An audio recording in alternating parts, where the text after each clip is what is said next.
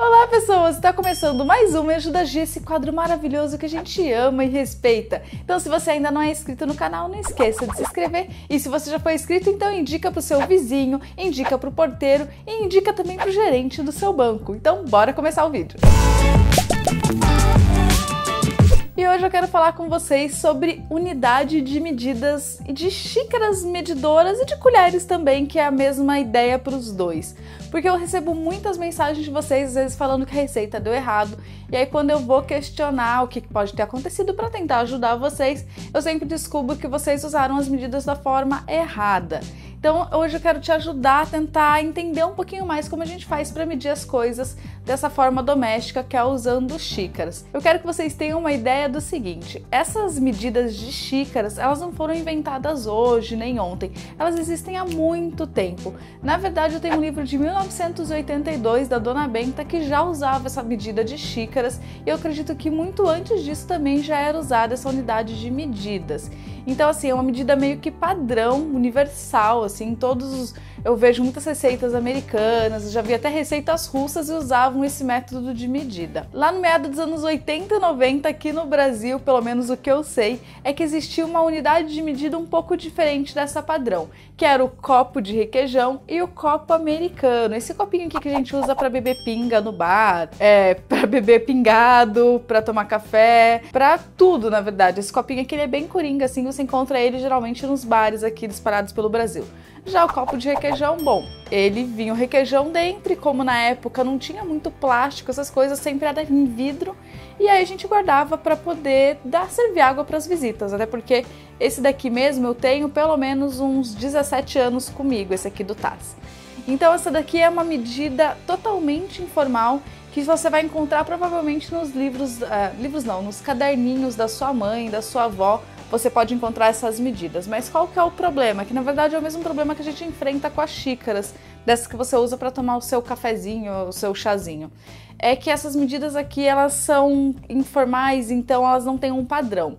Esse copo aqui, por exemplo, ele pode ter vários tamanhos diferentes, podem ser mais gordinhos, mais altos, e isso acaba implicando na sua receita. Então você pode colocar, às vezes, a quantidade a mais ou até a menos daquele ingrediente que você está fazendo. Então é por isso legal você ter uma medida sempre padrão. Então esses copinhos aqui, ó, se você achar uma receita, você pode tentar seguir, mas assim que você tiver a oportunidade, pesa ou mede em xícara e tenta converter para um padrãozinho para você nunca mais errar. Aí a gente vem agora para as xícaras.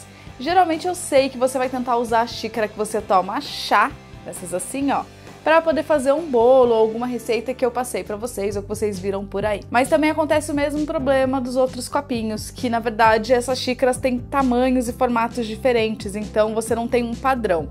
Ou seja, essa daqui, por exemplo, cabe mais que essa, e aí essa cabe mais que a outra que eu tenho, e por aí vai. Então você acaba também colocando mais ou menos. Então é muito importante você saber que essas aqui podem não ser a mesma quantidade que eu tô fazendo no vídeo, por exemplo. E ainda tem outras coisas que as pessoas erram, que as pessoas confundem xícara com caneca. Isso daqui é uma caneca que você toma leite, você toma chocolatado no café da manhã, e é totalmente diferente, ó, dessa daqui. Imagina assim, eu peço lá uma xícara de leite, só que era uma desse tamanho, aí você coloca dessa daqui, ou seja, você colocou o dobro na sua receita, então tudo vai ter que ser dobrado, então é bom você prestar atenção. Caneca e xícara são coisas completamente diferentes. Ah, e xícara de café também é outra coisa, tá? Isso daqui é xícara de chá. Então agora que você já entendeu que usar essas coisas que você tem em casa, xícaras e copos, vai ser um pouquinho complicado, porque você pode errar a receita. Eu não tô dizendo que vai dar errado, eu tô dizendo que pode dar errado. E aí você vai acabar ali se frustrando na cozinha e vai até desistir de cozinhar outra vez. Então é importante que você vá numa loja de utensílios domésticos, no mercado mesmo, lojinha de R$1,99 do bairro, para você comprar medidores culinários. Esses medidores aqui, eles são muito úteis. Você vai precisar comprar não só de xícara, mas também de colheres. E aí você tem que ficar atento no seguinte: as xícaras medidoras, elas podem variar também de ml. Então é uma coisa importante você ter em mente que a xícara correta é a de 240 ml. Esse é o padrão. Então, por exemplo, essa minha aqui é de 240. Já essa aqui de inox é 250. Ou seja, são 10 ml a mais. E eu também tenho uma de 230, ou seja, 10 ml a menos. Então você precisa ficar atento a isso, porque senão você também pode acabar causando algum erro aí na sua receita devido a essas essa pequena diferença de ml, mas que no final faz toda a diferença. Então vamos lá, como que você faz para medir da forma correta? Esquece então aquele lance de fazer aquele morro de farinha, porque você não quer fazer motocross em cima da farinha, não é mesmo? Então você vai fazer o quê? Vai colocar a farinha de trigo e vai passar uma faquinha e tirar o excesso. E isso não serve só para farinha de trigo, isso serve para ingredientes meio pastosos, tipo uma Nutella, um chocolate derretido. O mesmo serve também para colheres, sejam elas de uso doméstico, como essas aqui, mas se vocês prestarem um pouquinho de atenção, você vai ver que elas também são diferentes, não sei se dá para ver na câmera. Mas essa daqui tem uma barriguinha um pouquinho maior e essa daqui é praticamente reta. Ou seja, também vai dar ruim na hora de medir se eu usar isso daqui. Então, o correto é usar colheres medidoras. Eu tenho uma daqui. E aí você também vai fazer a mesma coisa. Vai colocar o que você vai medir e vai tirar o excesso. Então, vai pegar a manteiga? Pega a manteiga lá do pote e aí tira o excesso. Então, assim, isso é muito importante porque assim você coloca só a quantidade real do que foi pedido na receita e não tem surpresas depois. E se você ficar na dúvida dos líquidos, por exemplo, que a gente tem aquele costume de dar um chorinho sempre ali de leite, ah, caiu aqui, tem problema não, né? Não vai fazer diferença? Faz toda a diferença.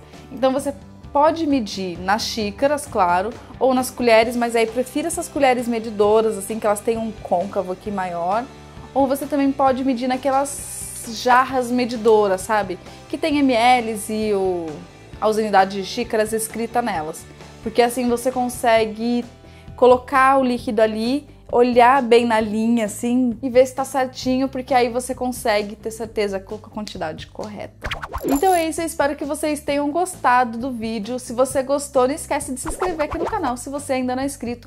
Curta, comenta, compartilha. Eu quero que você deixe seu comentário se você tem alguma dúvida, porque eu vou tentar te ajudar aqui nos comentários. E se ainda sobrou dúvidas, pode ir lá no blog que sempre tem posts completos sobre esses assuntos por lá, que eu tento tirar também as dúvidas de vocês. Então um beijo e até o próximo vídeo.